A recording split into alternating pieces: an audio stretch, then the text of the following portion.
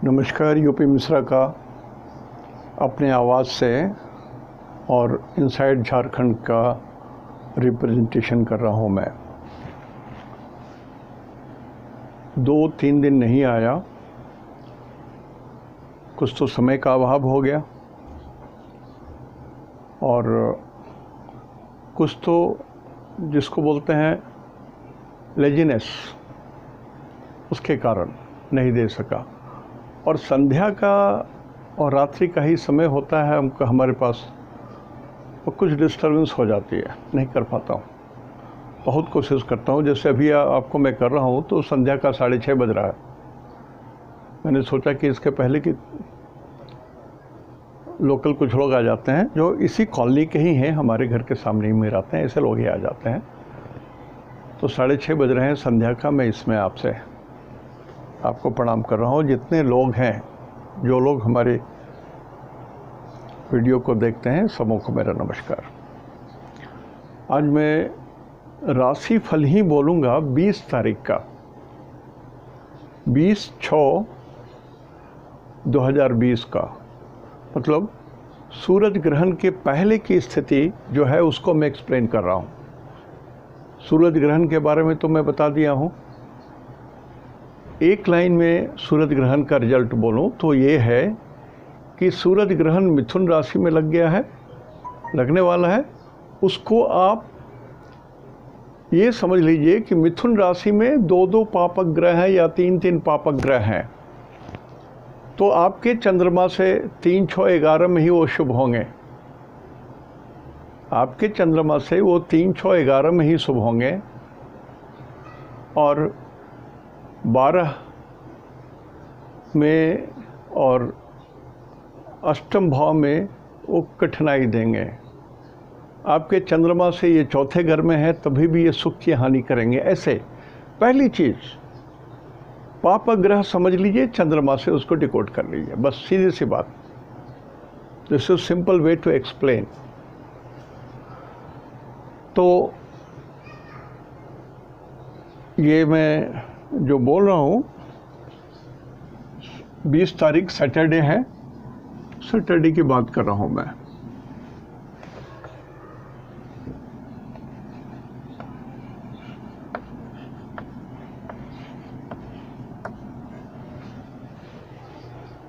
ग्रह की यही स्थिति है।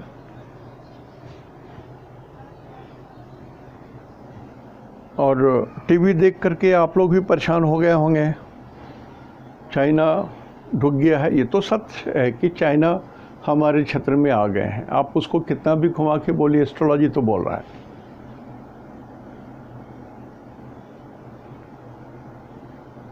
एक समय था जब चाइना ढुक गया था भारत की भूमि पर, तो दी देन प्राइम मिनिस्टर ने कहा था ठीक है, वहाँ तो एक ब्लेड ऑफ ग्रास भी नहीं उपजता है, उसके लिए इतना परेशान क्यों है, हम लोग बातचीत के जरिए सुलझा लेंगे।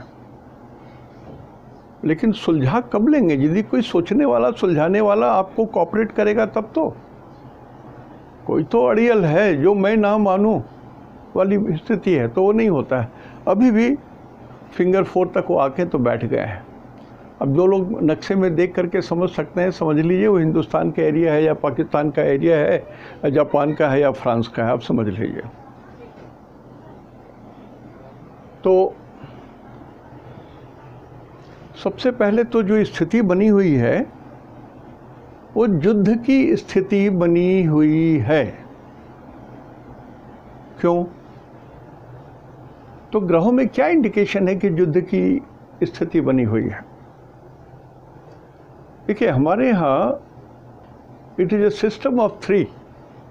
एस्ट्रोलॉजी में भी यदि कोई ग्रह 3 बार एक ही बात को इंडिकेट करे तो वो अवश्य होगा, या 3 ग्रहों के द्वारा यदि एक ही बात इंडिकेट किया जाए तब भी जरूर होगा।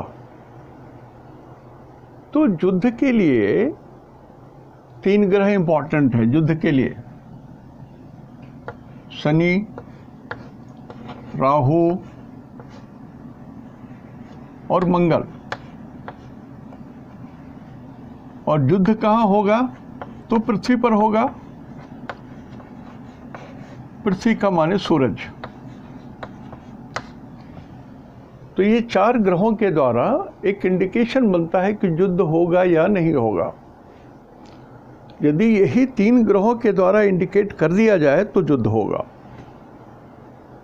लेकिन 3 ग्रहों से कम, मतलब 2 और 1 ग्रह यदि इसको इंडिकेट करते हैं तो युद्ध नहीं होगा, युद्ध होने की नौबत आ जाएगी, ऐसी स्थिति बनेगी। अब किरोसिन तेल बिखरा हुआ है, पेट्रोल बिखरा हुआ है, आग लगाने वाला आदमी हो तो अलग बात है, आग लगा देगा। लेकिन मैं आपको बता रहा हूँ, सिस्टम नंबर 1, युद्ध होने के लिए राहु, मंगल और सूरज केंद्र में हो या एक दूसरे के केंद्र में हो, तो जिस देश के कुंडली में केंद्र में आ जाएंगे उस देश पर प्रभाव पड़ेगा। तो आप यहाँ देखिए, ये जो कुंडली में बनाया हूँ, सूरज को लग्न में रखा हूँ। सूरज जब निकलते हैं तो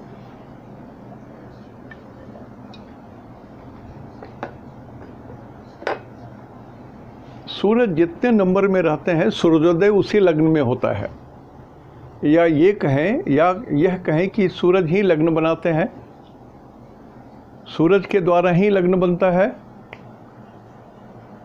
तो ऐसी स्थिति में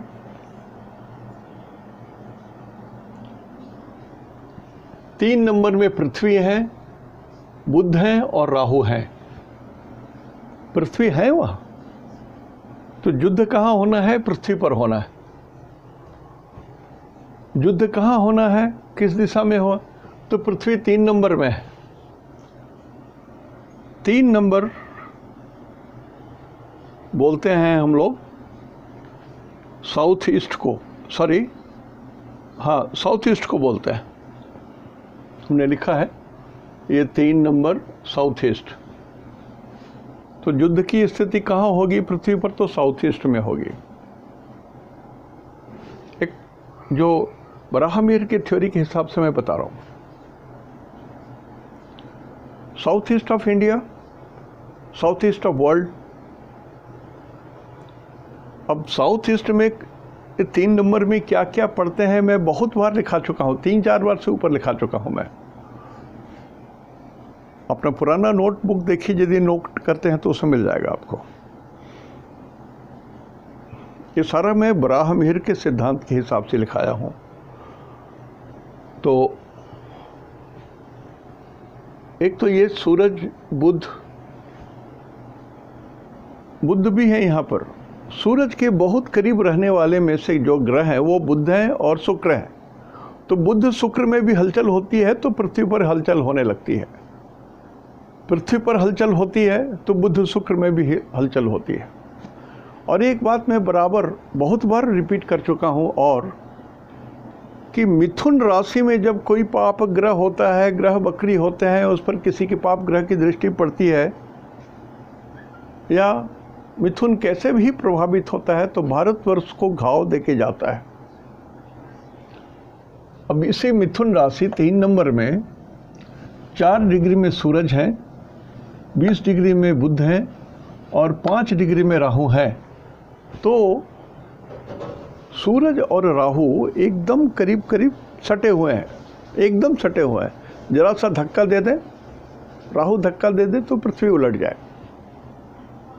हालांकि राहु कोई पिंड नहीं है कि धक्का दे देंगे। तो ये स्थिति बनाते हैं, ऐसी स्थिति बना देंगे कि बस अब युद्ध हुआ तो तब हुआ। और राहु को रहस्य बोलते हैं। तो रहस्यमय सिचुएशन के द्वारा या अफवाह के द्वारा या षड्यंत्र के द्वारा युद्ध हो या ना हो, युद्ध का माहौल बना दिया। चलिए कहीं पर एक बम फोड़ दिया, बोल दिए कि मैंने एक पटाखा चला दिया तो बोल देंगे कि बम गिरा। अफवाह, इसका सिचुएशन बना हुआ है। तो आप देखें, सूरज है, हमने कहा शनि, मंगल और राहु। तो सूरज के साथ राहु है, सूरज और राहु। सूरज 4 डिग्री में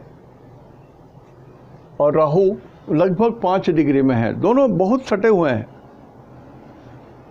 डिग्री पर ध्यान दीजिए मैं जो बोल रहा हूँ। और मंगल अभी 0 डिग्री में है, तो मंगल यहाँ से 1 2 3 4, तो मंगल से केंद्र में सूरज है और सूरज से केंद्र में मंगल है, मंगल के केंद्र में राहु है, राहु से केंद्र में मंगल है। तो ये दो कंडीशन तो मेटलाइज करता है कि शनि, राहु, मंगल जब एक दूसरे के केंद्र में आ जाए या सूरज के केंद्र में आ जाए, सूरज माने पृथ्वी, तो युद्ध की आशंका बढ़ जाती है। एक बात उसको नोट कर लीजिएगा। दूसरा कि गुरु और शुक्र जब एक साथ होते हैं, दोनों श्रेष्ठ ग्रह हैं, दोनों श्रेष्ठ ग्रह हैं, गुरु और शुक्र जब मिलते हैं तो रक्तपात होता है, ब्लड शेड्स, भयंकर जैसे भी हो मृत्यु दर बढ़ जाती है। और रक्तपात यहाँ युद्ध का संकेत है। ऐसा नहीं कि भूकंप में दब के मर गए, उसमें रक्त नहीं निकलेगा, ऐसे भी मर जाएंगे आप, ऊपर से दबा गए आप, सांस नहीं ले सके तो मर गए। लेकिन यहाँ तो मार काट के कारण रक्त बहेगा। तो ये कंडीशन मेटलाइज करना है कि नहीं। गुरु यहाँ है 1 2 3 4 5, गुरु की पंचम दृष्टि शुक्र पर पड़ेगी, तो युति स्थिति सब समान फल देते हैं, लेकिन दृष्टि वाला कुछ अधिक फल देता है। जब युति होती है तो ये क्वालिटी पर ज़्यादा जोर, परिवर्तन होता है क्वालिटी में।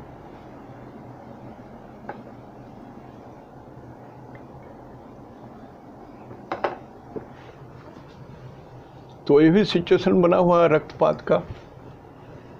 तो दो सिचुएशन तो बहुत ज़बरदस्त बन गया है कि युद्ध हो सकता है, लेकिन तीसरा और कोई कारण नज़र नहीं आ रहा है।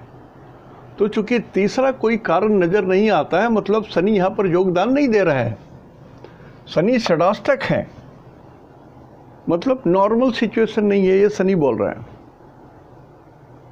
युद्ध हो उसके लिए ये केंद्र में नहीं है, ना तो पृथ्वी के केंद्र में है, ना तो बुध के केंद्र में है, ना राहु के केंद्र में है। Thanks God Shani is not contributing for युद्ध। लेकिन गुरु कंट्रीब्यूट कर रहे हैं। गुरु अभी 1 डिग्री में है, 30 तारीख को गुरु 9 में चले जाएंगे,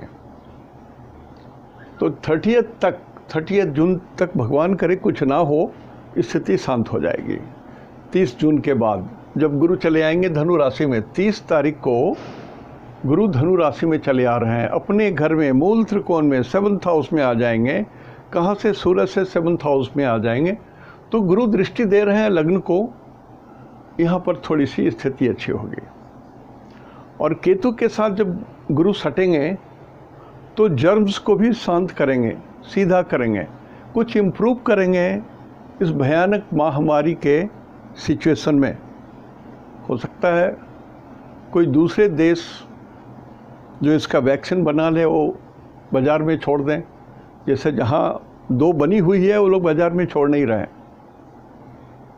किसी विशेष मौके के इंतज़ार में है। राहु के कारण बोल रहा हूँ, षड्यंत्र है। This is purely A conspiracy.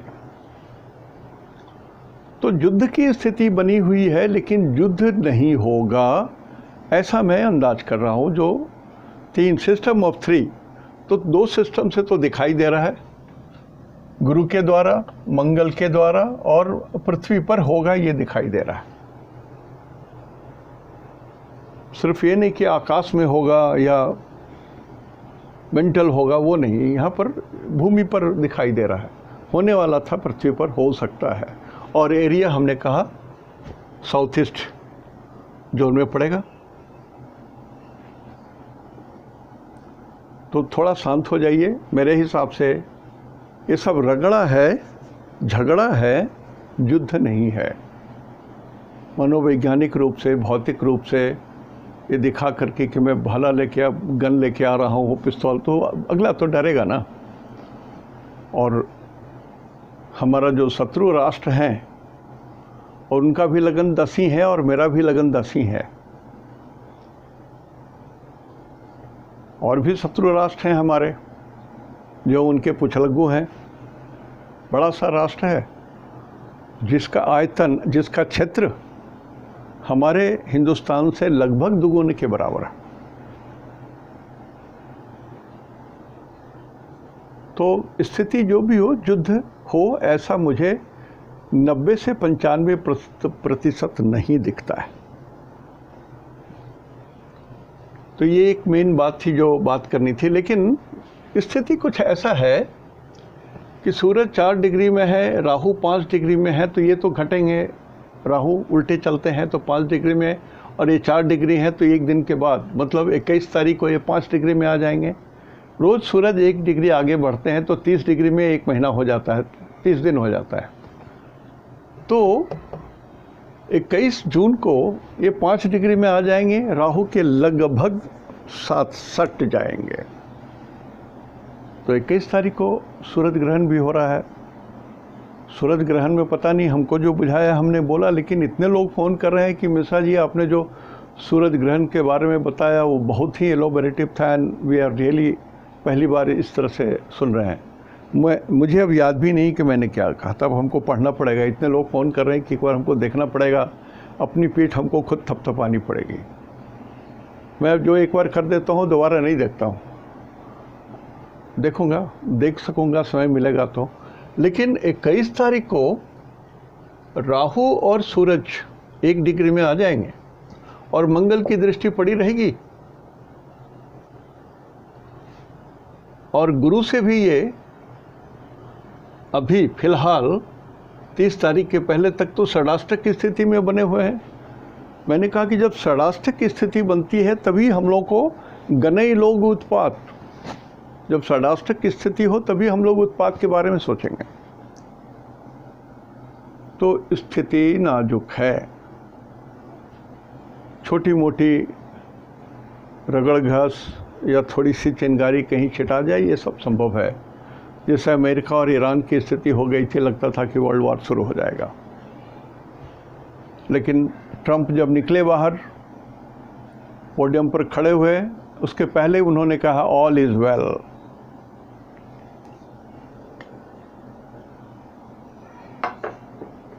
तो मुझे नहीं लगता कि युद्ध की घोषणा होगी।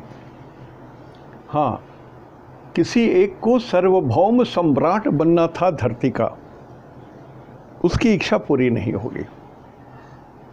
सार्वभौम सम्राट इस विश्व में या तो अमेरिका है या तो रसा है, और चीन सबको पीछे छोड़ करके, सॉरी हमने नाम ले लिया, माफ़ी करो, ये अपने को सार्वभौम सम्राट घोषित करना चाहता है। देखिए, राजा बनिए, महाराजा बनिए और सार्वभौम राजा बनिए, ये तब तक अच्छा है जब तक आप अच्छे हो। यदि आपके मन में एक बिंदु भी पाप लगा हुआ है तो आप भ्रष्ट हो जाओगे, आप खुद ब्लास्ट कर जाओगे। जैसे दूध आप 100 मन इकट्ठे कर लो, उसमें नींबू गाड़ दो, फट जाएगा। एक बूंद नींबू समूचे दूध को फाड़ने के लिए काफ़ी है। तो शरीर के अंदर में और मन के अंदर में पाप समा जाए तो नष्ट हो जाता है। रूस बहुत बड़े हैं, बराबर है इक्विवेलेंट के, लेकिन उन्होंने भी नहीं कहा कि मैं सम्राट हूँ। चीन ने भी नहीं कहा कि मैं सम्राट हूँ, और अमेरिका ने भी नहीं कहा कि मैं सम्राट हूँ। लेकिन कहीं न कहीं किसी के मन के अंदर में कुछ भावनाएं तो हैं। तो ये 21 तारीख को मृगशिरा नक्षत्र होगी, जो रात पूरा रहेगा। और आज रोहिणी नक्षत्र है 20 तारीख को, और 12:02 तक है। उसके बाद से मृगशिरा नक्षत्र शुरू हो रहा है। रोहिणी नक्षत्र जो है वो पिंडली को बोलते हैं, पैर में। मृगशिरा आँख को बोलते हैं।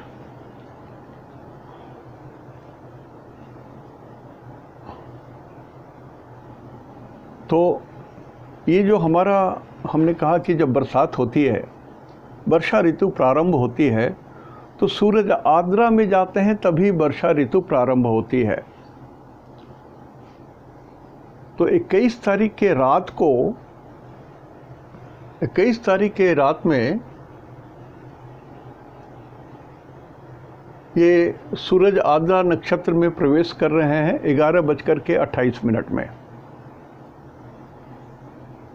21, देखिए क्या क्या हो रहा है। 21 तारीख को सूरज ग्रहण लगेगा, आद्रा नक्षत्र में सूरज भी ढुक रहे हैं।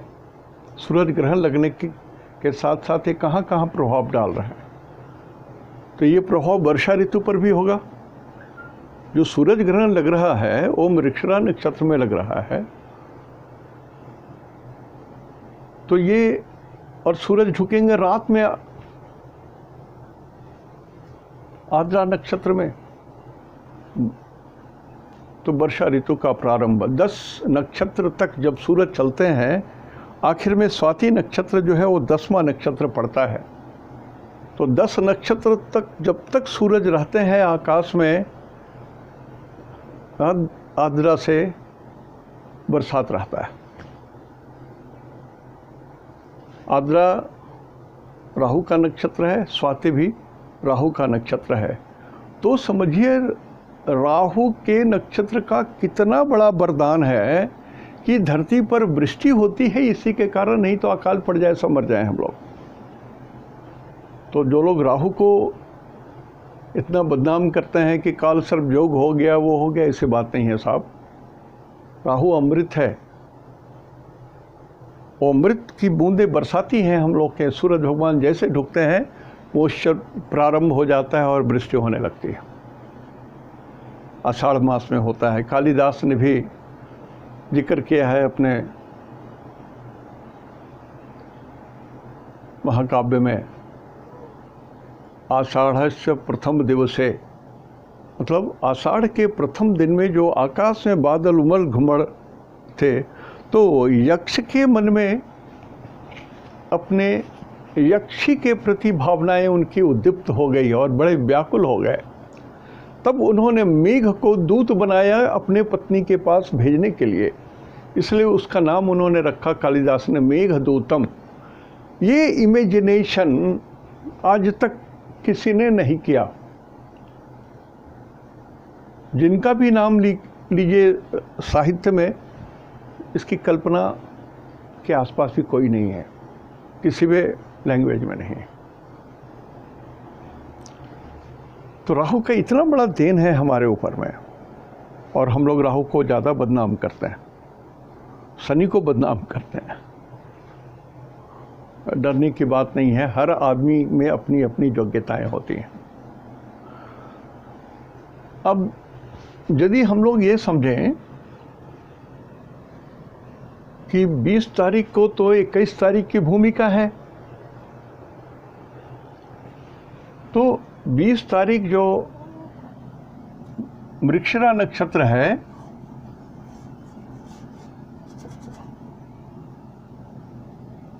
रोहिणी नक्षत्र 12:02 तक है, तो ये प्रथम प्रहर ही बोलते हैं इसको। एक दिन के 2 हिस्से होते हैं, प्रथम और द्वितीय प्रहर। रात के भी आधा में तृतीय प्रहर बोलते हैं, और नेक्स्ट आधा जो है चतुर्थ प्रहर होते हैं। पहला प्रहर जो है ये वायुमंडल का होता है, वायुमंडल। और वायुमंडल धरती से 100 करीब 1000 किलोमीटर तक ऊपर है। वायु का जो स्थिति है पृथ्वी से 1000 किलोमीटर तक है, 1000 किलोमीटर तक है, ये वायुमंडल कहलाती है। सबके अपने अपने 7 नक्षत्र होते हैं इसमें, तो ये सब बोलने लगूंगा तो विषयांतर हो जाएगा। तो ये मंगल यहाँ पर अपना भयानक रौद्र रूप लेके आ गया है, और ये गुरु के नक्षत्र में है, गुरु के राशि में है,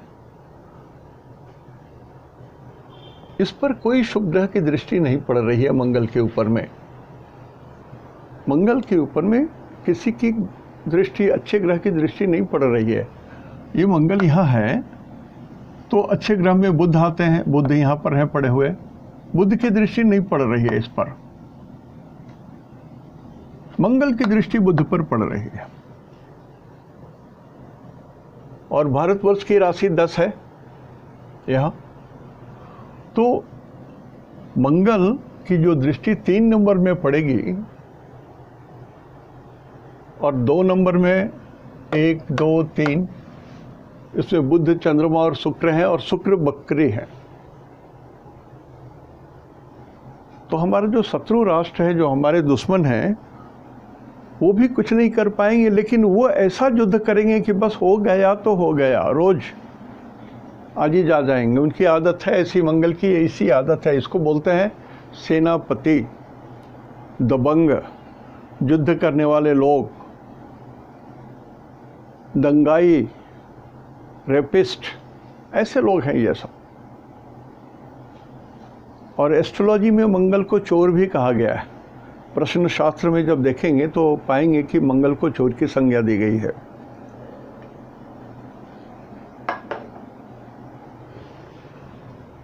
तो ऐसी स्थिति है।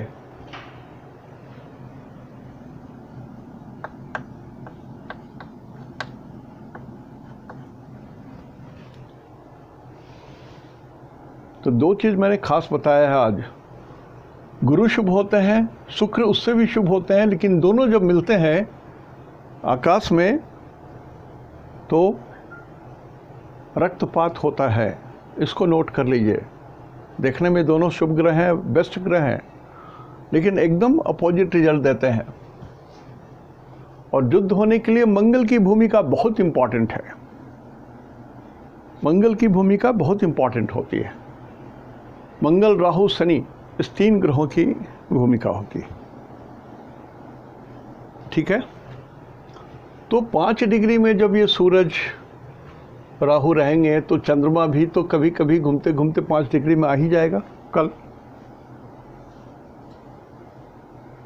और रक्तपात भी जो स्थिति बनती है या भूकंप आदि की जो बनती है, जब सूरज और राहु की सेम डिग्री हो जाती है, चंद्रमा की भी सेम डिग्री हो जाती है, तो ये भयंकर स्थिति बनती है। सूरज ग्रहण क्या है? सूरज ना दिखाई दे। सूरज आँख से जब दिखाई नहीं दे तो सूरज ग्रहण लगा। चांद नहीं दिखाई दे तो चंद्र ग्रहण लगा। अब सूरज क्यों नहीं दिखाई देगा? सूरज है, हमारे आँख के सामने में चंद्रमा आ जाए, मैं पृथ्वी हूँ, मेरे आँख के सामने में चंद्रमा आ जाए तो हम तो जब देखेंगे तो चंद्रमा दिखाई देगा और सूरज कटा फटा दिखाई देगा पीछे में। तो जब होता है तो यह अमावस्या को ही होता है सूरज ग्रहण। और इसका भयंकर परिणाम जो होता है, या तो सेम डिग्री पर चंद्रमा सूरज आ जाए, राहु के भी हो तो बहुत भयंकर, तो या तो अमावस्या समाप्त हो रहा हो या मध्य स्थिति में आ जाए, तब भी भयंकर स्थिति होती है, युद्ध आदि का उन्माद बढ़ जाता है। तो 20 तारीख भी कल अच्छा दिन नहीं है, अच्छा दिन नहीं है। और सूतक लग जाता है 20 तारीख के रात में, संध्या 10 बजे, रात्रि के 10 बजे सूतक लग जाता है। सूतक का मतलब होता है कि जब सूरज ना दिखाई दे तो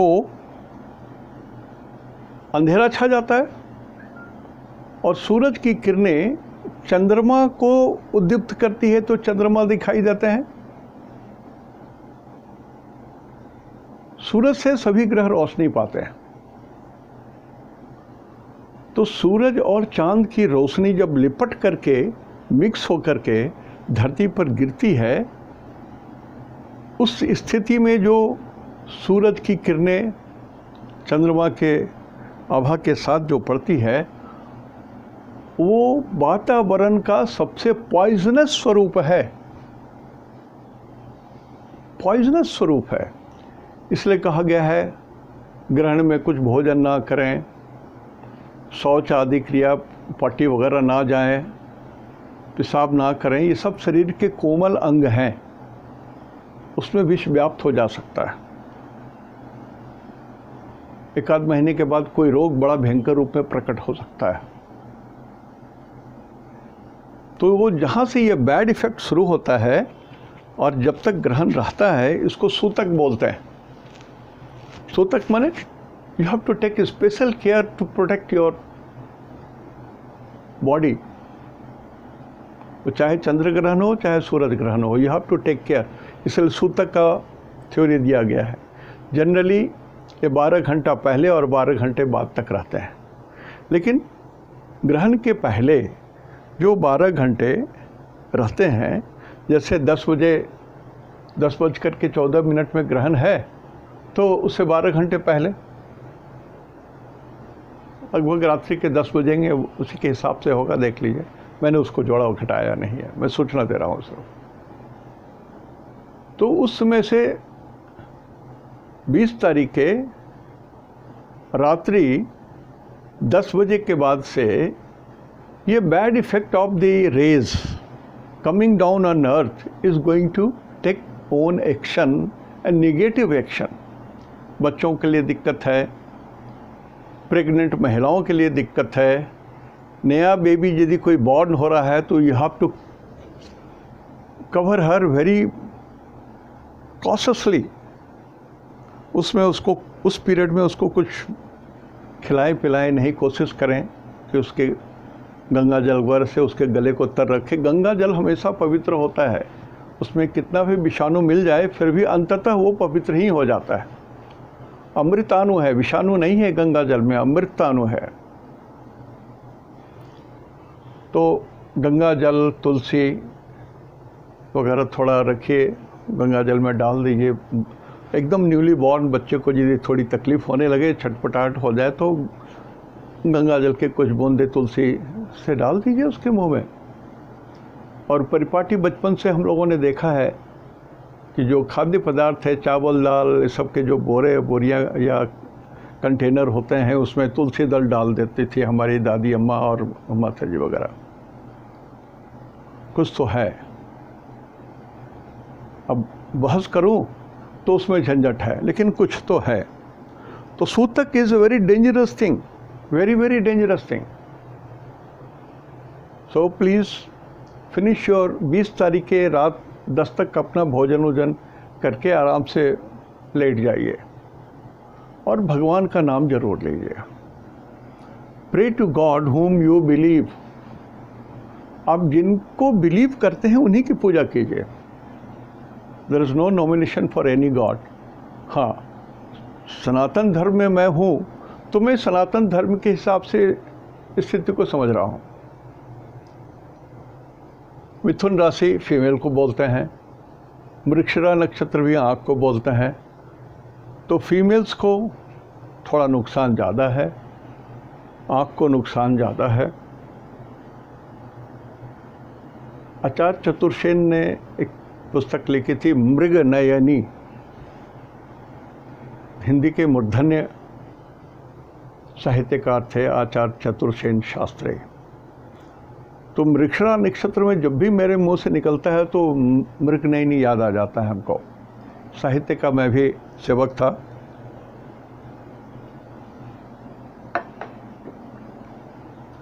तो जब सूतक लग जाए तो आँख पर विशेष ध्यान रखिए।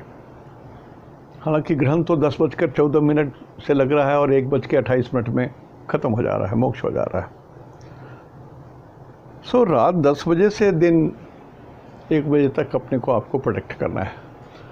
और इस सिचुएशन 20 तारीख को भी जो बना हुआ है, ये सब ठीक नहीं है,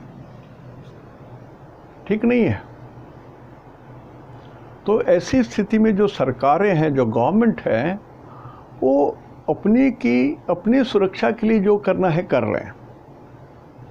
पॉलिटिक्स ना करें कोई, चाहे विपक्ष के हों चाहे पक्ष के हों। अदने हो या प्रधान हो, सबकी बात सुननी चाहिए। संविधान में कहीं लिखा हुआ है कि जब विपत्ति काल आ जाए तो इतने नंबर के जितने लोगों के हैं उन्हीं लोगों को बुलाइए, बाकी लोगों से कोई सलाह मत लीजिए। ऐसी बात नहीं है। हमारे यहाँ भी वरिष्ठ मंडल में बहुतों को भेजा गया है, उनको भी बुलाना चाहिए। बनाया गया क्यों वरिष्ठ मंडल? स्क्रैप पेपर के ऐसा तो नहीं है, ये उपयोग करने की चीज़ है। मैं शिकायत नहीं कर रहा हूँ, मैं बोल रहा हूँ कि उपयोग कीजिए। बंदूक है तो उपयोग कीजिए, मारिए मत, लेकिन बंदूक तो चला सकते हैं ऊपर, हवाई फायर तो कर सकते हैं, उसकी उपयोगिता होगी। तो हमारे समझ से समय ठीक ठाक है, घबराइए नहीं। और चूँकि 12 बजे तक रोहिणी है, मैं उसके बाद मृगशिरा नक्षत्र को ही प्रधानता दे रहा हूँ। तो मृगशिरा नक्षत्र को प्रधानता दे रहा हूँ, तो इसको इस ढंग से समझ लीजिए।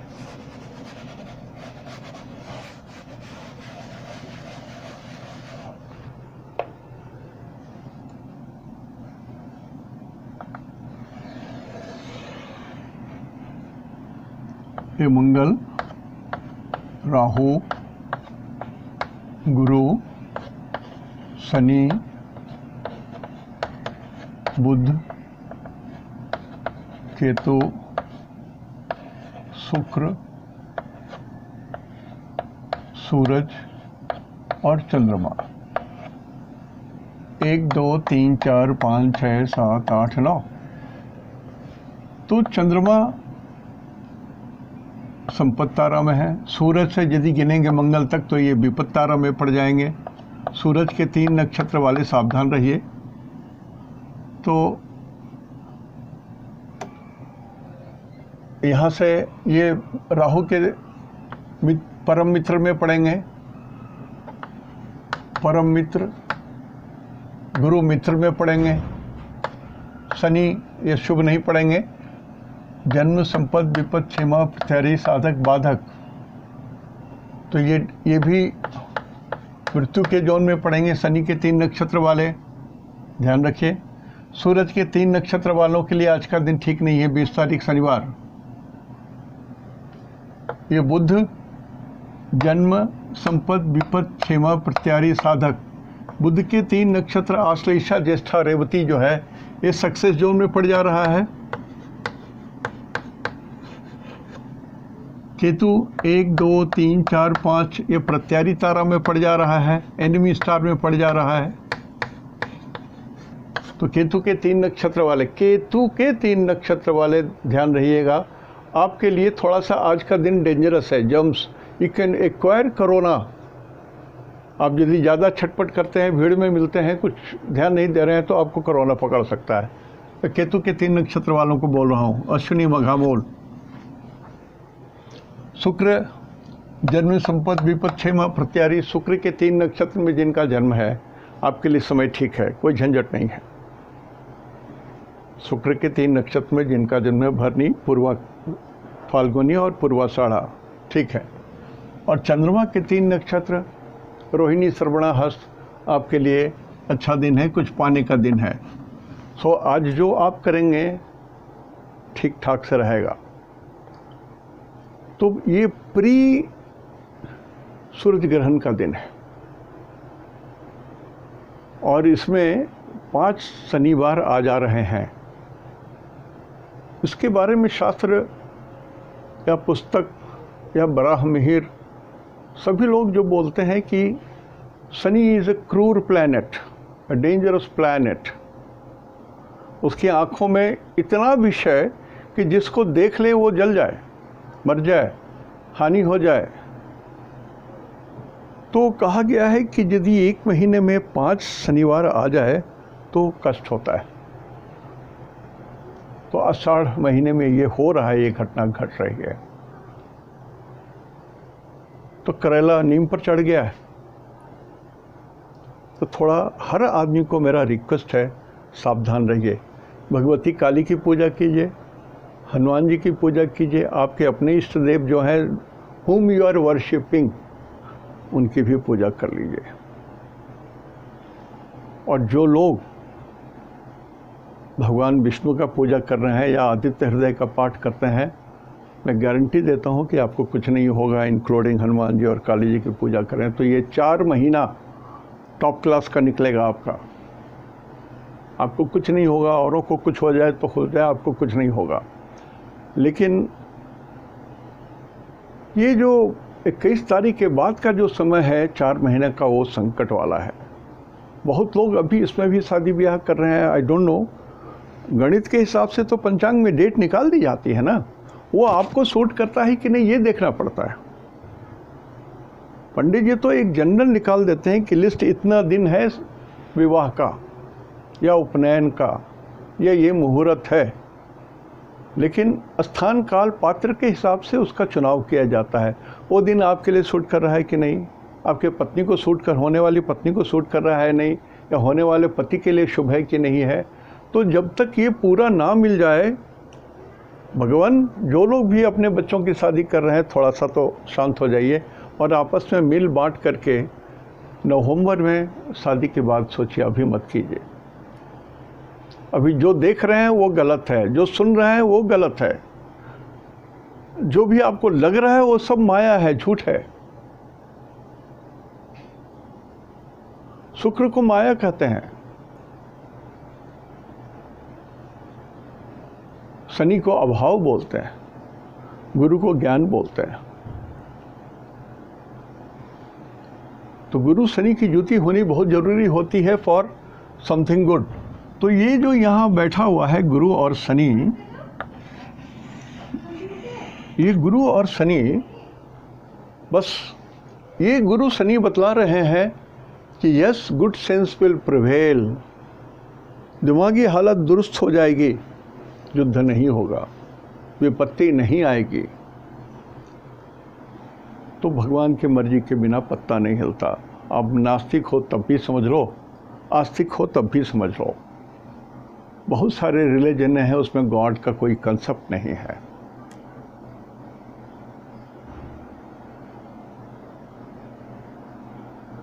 मेरे चाचा जी एक पार्टी में थे जो पूजा को मानता ही नहीं है, भगवान को मानता ही नहीं है।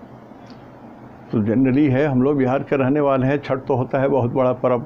उनकी पत्नी, उनके बाल बच्चे, सभी लोग पूरे परिवार में छठ मनाते थे। अब वो उस दिन आम के बगीचे में चले जाते थे, वहीं बैठे रहते थे, नोबेल किताब लेकर के। बड़ी मुश्किल से जाके बुलाते थे हम लोग कि चाचा जी चलिए पूजा हो गया, कम से कम आप प्रणाम तो कर लीजिए।